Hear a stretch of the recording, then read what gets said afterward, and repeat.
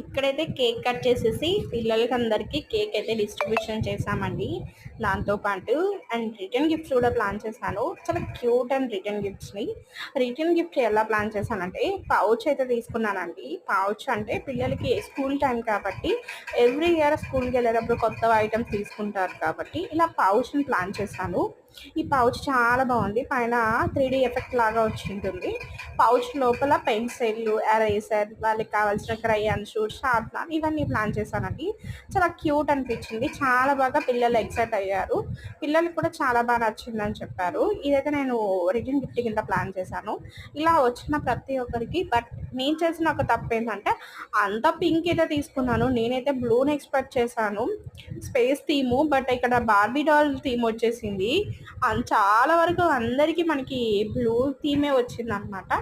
ఇలా pink and blue theme అనుకున్నాను, ఇలా పింక్ థీమ్ వచ్చింది. ఇలా పిల్లలందరికీ ఇస్తున్నాము. కొంతమంది భయపడుతున్నారు కూడా, నాకు భయంగా ఉంది అని. ఇలా ప్లాన్ చేసామండి. అండ్ మా బాబు బర్త్డే కాబట్టి అందరు బ్లెస్సింగ్ అయితే ఇవ్వండి. ఎవ్రీ ఇయర్ ఇంత హ్యాపీగా ఉండాలి అని మీ బ్లెస్సింగ్ మాకైతే చాలా అవసరం.